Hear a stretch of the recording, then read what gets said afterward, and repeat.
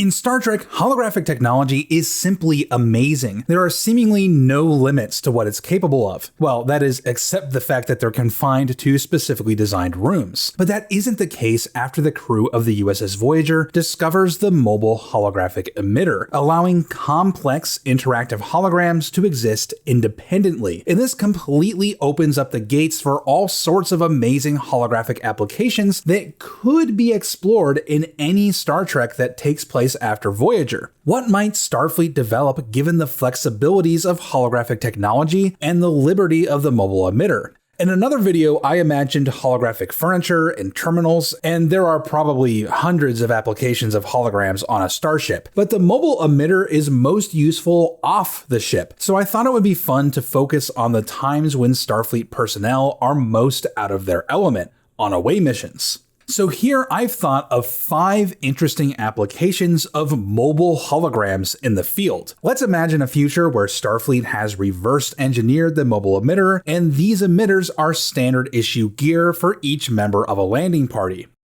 Number 1, structures. If you're on a planet for an extended period of time, you might want shelter from a variety of factors. Bad weather, local wildlife, you name it. And previously, your only options were to carry the supplies with you, say as a tent, or to beam something down, and let's face it, the majority of the time they're caught completely unprepared and take shelter in a convenient cave. But with a mobile emitter, you can have an entire base of operations just in your pocket, and these bases could be reconfigured to suit the specific needs of a certain environment. If you want to create an official Starfleet presence, deploy an outpost. If you want to lay low, generate something that mimics local rock formations. You could even add a variably permeable entrance through which only members of your team can enter and exit. Number 2, tools. Now, holographic tools are a no-brainer, but I'm not talking about wrenches or screwdrivers here, though you could do that. How small of a tool you can make is pretty much limited only by the size of the mobile emitter. So the mobile emitter itself is pretty much an all-powerful multi-tool already, and it would be really interesting to see it used in that way. Now, for more technologically complex tools, it's unclear as to whether something like, say, a tricorder could work holographically. I feel like you would need the technological capacity of a tricorder in the mobile emitter and then just holographically project the interface. But I'm not sure, because holographic lungs were possible, so maybe? I don't know. But holograms can exert physical force on the environment, and as such, you could create all sorts of holographic tools to aid in specialized tasks. For instance, imagine that a hapless ensign has gotten his leg stuck under a boulder. You could use your mobile emitter to deploy a jack bar to lift this heavy object effortlessly. Need to scale a cliff? Materialize a ladder. Or heck, materialize an entire elevator system. You can make ramps or staircases or platforms. You can add holographic braces to unstable tunnels. You could use holographic decoys to draw fire or to spring booby traps. You name it. Number 3, light.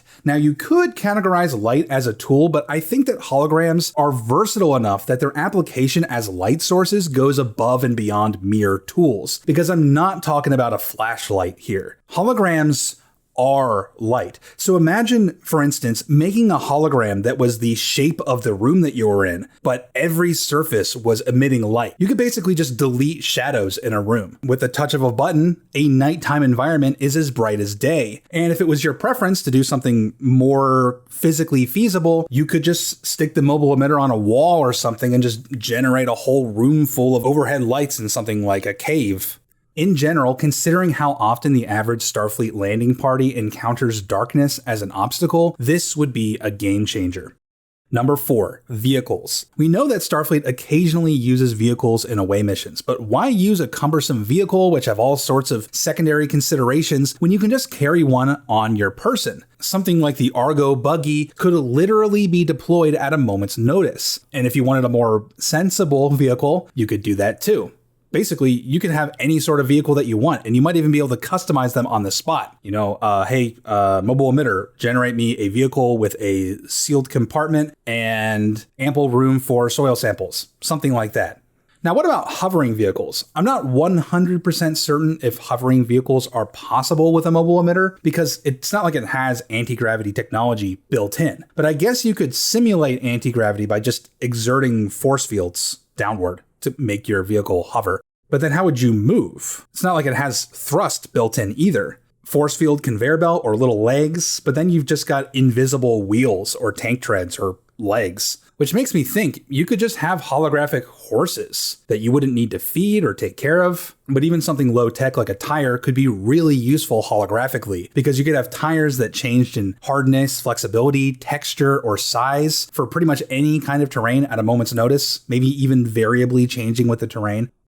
Number 5, extra personnel. So imagine if the mobile emitter was preloaded with a holographic medic, or a holographic security specialist, or I guess just a combat medic. An away team could, at a moment's notice, double their combat force, or immediately generate a swarm of doctors to aid in disasters, or could be programmed to auto-deploy the moment that a member of the landing party is incapacitated. Virtually nobody would ever be alone, and would always have backup, even when separated from the team. Somebody to carry them out of harm's way, or signal the ship when things go catastrophically wrong. Also, is it just me, or could a holographic humanoid be way more versatile than we've seen depicted? Like, what's stopping a holographic doctor from sprouting additional arms to treat multiple injuries at once? A holographic crew member could basically be an artificial shapeshifter. So think of like all the little tricks that Odo pulls, and those could be employed by holographic security as well. Now, that's by no means an exhaustive list. I kind of arbitrarily limited myself, but these are all things that should be completely possible within the confines of established Star Trek tech. So why is Star Trek puttering around with glitchy nonsense and goofy holographic terminals? Star Trek has some of the most incredible technology in all of sci-fi. How about, I don't know, using it?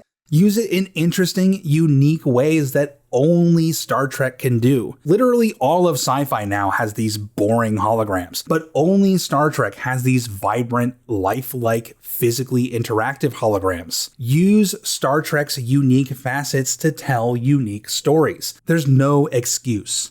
Anyway, I hope you guys enjoyed that. It was a fun topic to muse about, and I'd be curious to hear if you all have ideas for more creative uses for holograms. I'm positive that the list is literally limitless. And with that, thank you all so much for watching, and I'll see you next time.